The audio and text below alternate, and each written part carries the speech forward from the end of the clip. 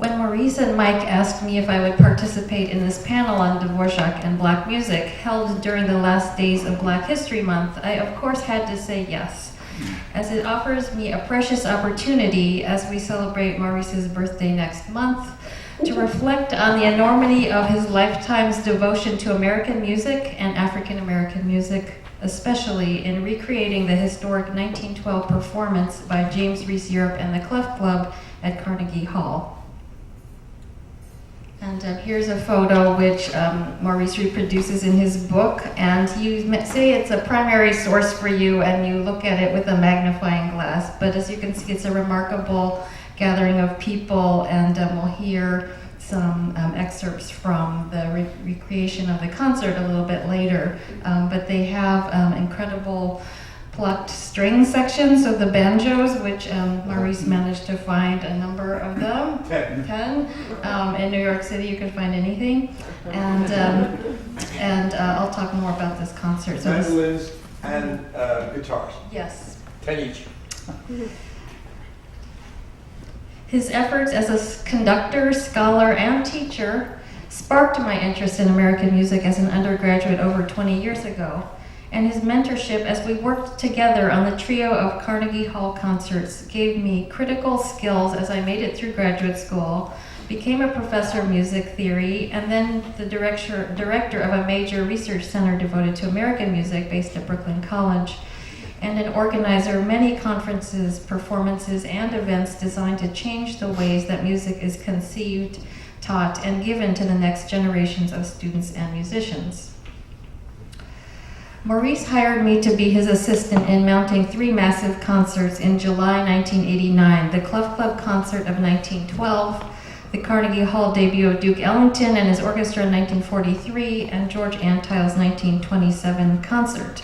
And I'm proud to appear in chapter 11, footnote 4 of his book, Dvořák to Duke Ellington.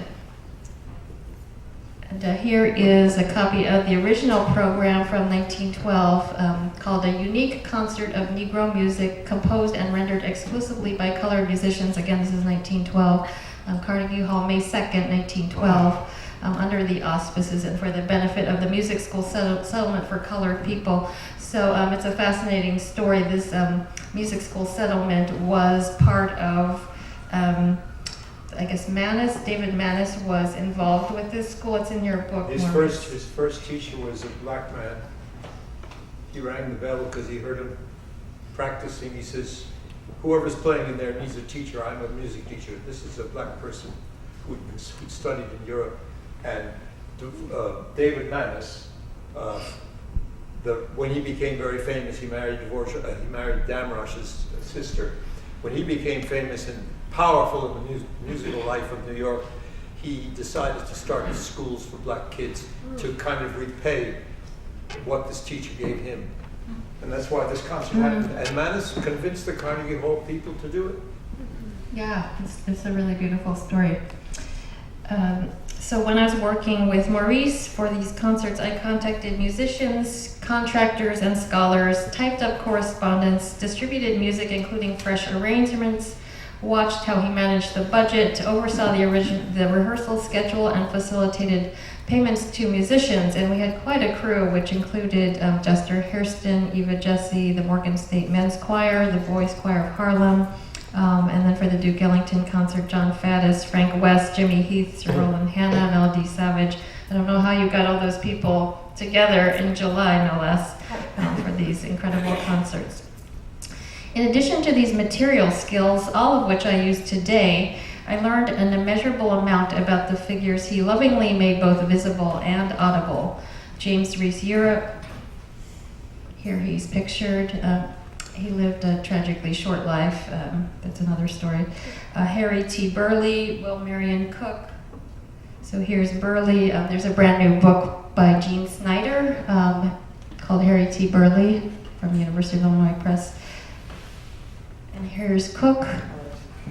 And I'll play a sample of his music, which we had at the concert, the Clef Club concert. James Rosamund Johnson and many others. His devotion to the project was anchored by an unwavering belief that music of African Americans deserved to be heard, remembered, and should leave a permanent footprint in the history of music. What happened in 1912 and 1927 and 1943 needed to be brought back to life. Not only did the three concerts garner large, enthusiastic, and racially diverse audiences and substantial positive reviews, but this project gave others courage and energy to do their work in kind. In the acknowledgments for his 1996 The Music and Scripts of In Dahomey, a watershed musical comedy created and performed almost entirely by African Americans, including composer and conductor Will Marion Cook, Thomas Reese writes simply, Maurice Peress's efforts to recreate the music of Will Marion Cook confirmed my sense of its worth.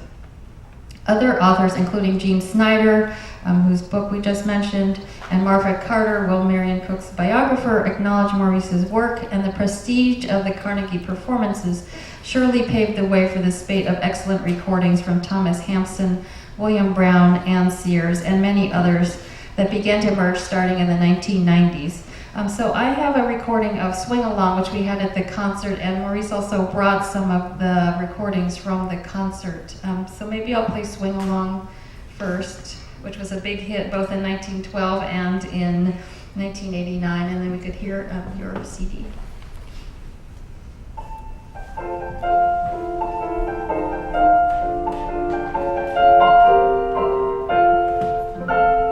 Swing along, children, swing along the lane.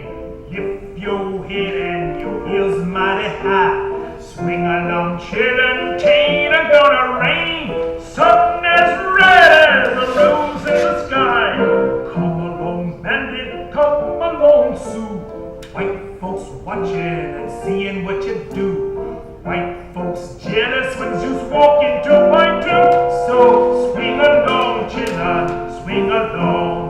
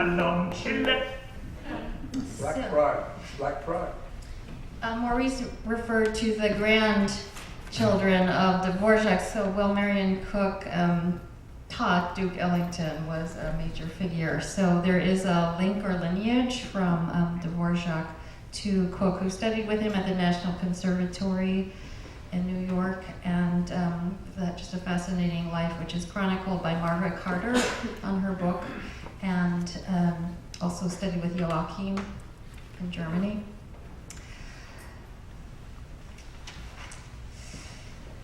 In preparing us for this panel discussion, Mike Beckerman posed the question of whether the advocates for Black music were straightforward progressives, or whether they may have shared a sense of white superiority.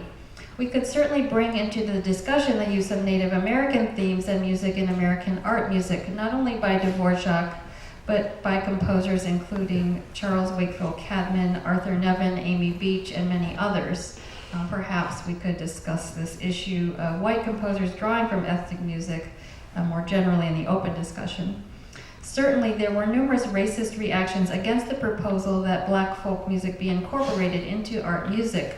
One notable reaction given to us by scholar Adrian Freed Block from an unattributed article published in The Bohemian in 1909 and reprinted in Musical America in tones, quote, "A horde of young American composers followed Dvořák's precedent and example, and the result was a wholesale cabbaging of the Jubilee singers and a riotous emission of suites and fantasies in the pentatonic scale. Out of this furious clash of meters and booming kettle drums arose ragtime, a new and horrible pestilence for a wicked world." In 1917, the baritone Oscar Siegel programmed 5 of Burleigh's spiritual arrangements, which Gene Snyder notes was one of the earliest concerts at which white performers sang spirituals in recitals. Snyder quotes Siegel's observation that some performers refused to use the arrangements when they realized that Burleigh was black. And I wanted to share with you the newly formed Harry T. Burleigh Society. It's just brand new and infant, so born a few weeks ago from Marty Newland, who has a PhD in ethnomusicology from Columbia and is currently a lecturer there. Also a fabulous soprano who's done a number of programs focusing on African-American spirituals and art song. And also Artis Woodhouse, who's also a very well-known pianist who's a specialist in American music. So they are having a concert the 1st of March, and if you go to this website, which is at the top, then you can sign up for information. But to me, it's really exciting. In 2017, we have new life and new blood drawn to these historical figures. As with many artists who use materials drawn from other cultural traditions, the impulse is often undoubtedly born from a progressive desire for what we would identify today as a commitment to diversity and inclusion. Yet Professor Beckerman's question about feelings of superiority and perhaps also feelings of guilt, can also be probed. As an outsider to Dvořák scholarship, I'm not prepared today to issue a verdict. But I do think the issue of appropriation is a complex and important one.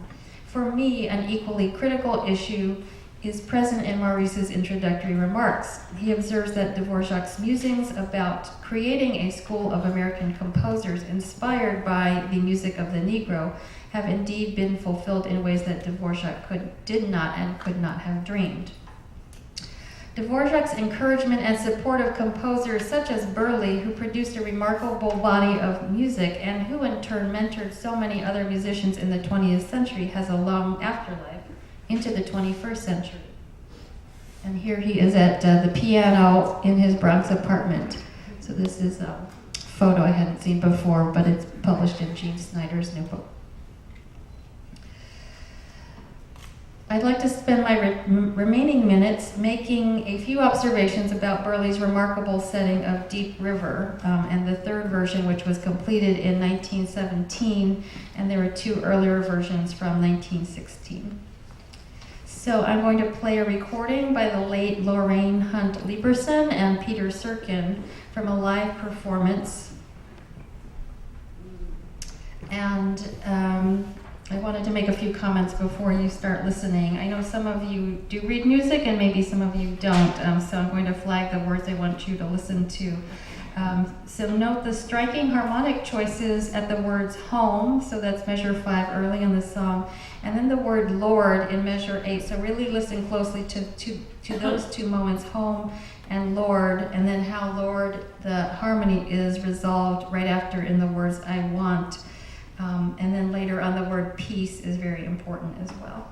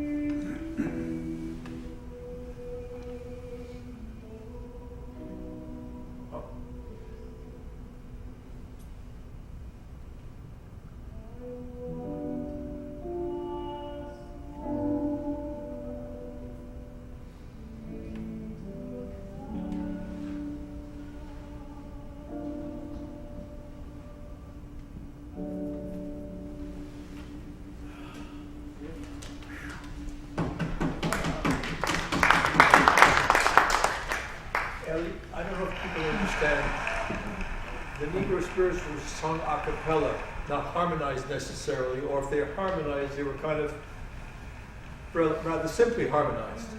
This piano part is by Burley. All of these harmonies and all of the structure of it is by Burley, who studied with Dvořák, who lived basically with him for a while. And so it's a great homage and great genius on his part to be able to connect his art with Dvořák's art and for spirituals. There's a whole book of over 100 spirituals, I think, that Burley harmonized. Yeah, I'll keep reading. I'm sorry to interrupt, No, but I just want the audience to understand. Thank you. Instead of using the safe but predictable tonic harmony of D flat for home, here's the music. Uh-huh. You can see that. So you can see that's in measure 5.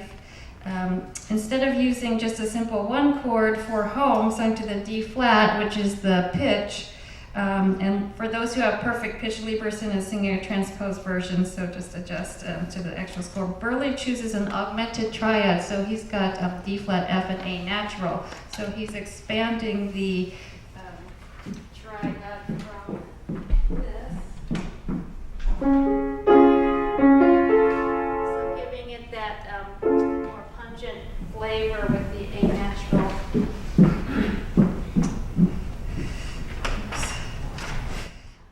Burley chooses an augmented triad with a raised scale degree 5 and A natural instead of A flat. And for the D flat of Lord, so that's at the bottom of the page to the left, he again chooses unexpectedly a German augmented 6 chord, but it's an unusual one, so I'll just play that. So this is Lord.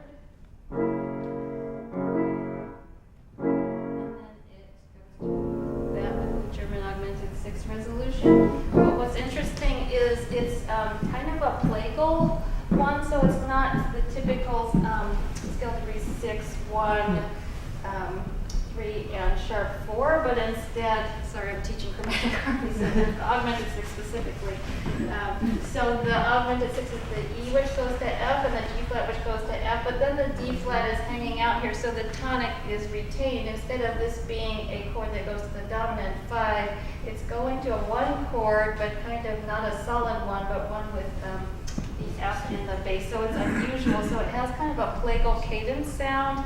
It's not a common tone augmented 6 chord, so we're calling it like a plagal augmented 6 chord. Very unusual what he's doing. He didn't have to do this, but he's trying for something different, something unique in the setting. Okay. So the idea of shaking up the tonic, scale degree 1, and the dominant, the 5th scale degree, A flat, again occurs when he sets the word piece at the closing. So this is page 3. So piece is right in the middle of the page. So here he is using a F major chord. So what's unusual is the A flat, which is the 5th scale degree, is A natural. So think back to page 1 where he also had that A natural idea.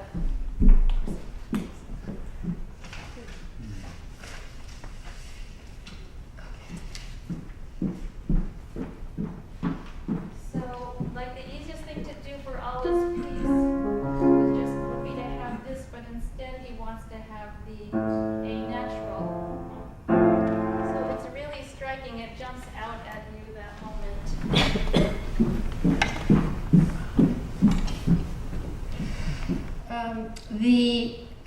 The F major chord, or the major 3 chord, a form of modal mixture, gives us not tonal peace, but an unsettled peace.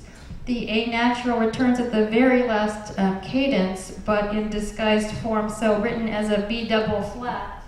So right here. So this B double flat is A natural equivalent, but at this point the B double flat has to go down to the A flat. So now that sense of that A natural, which is in your ear from this A natural and the A natural back on page 1, is finally settled in going to A flat.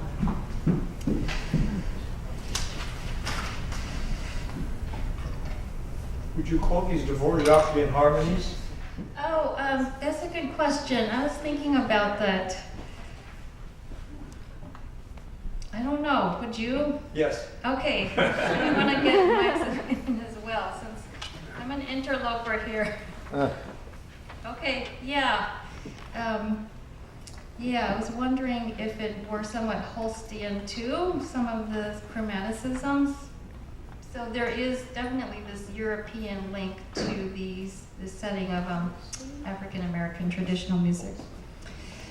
Burleigh's brilliant ear for harmony is evident so clearly in this example, and that Hunt Lieberson selected it for one of her last concerts while she was in a losing battle with cancer is all the more moving. So she died at age 52, as you may recall. If African American music is to obtain more than a tentative toehold in music history, a polycultural and polyracial coalition of advocates is needed. I'd like to close with the words of Burleigh himself. In a 1917 address to the NAACP, he declares that for African Americans, quote, one of the most potent weapons to secure equal rights is music. Artists represent the highest mentality of any race. The men and women who give themselves to artistic endeavor are the true stars of any race. They are the true physicians who heal with melody the ills of mankind. They are the torchbearers beautifully illuminating the darkness. They are the trailblazers. They find new worlds.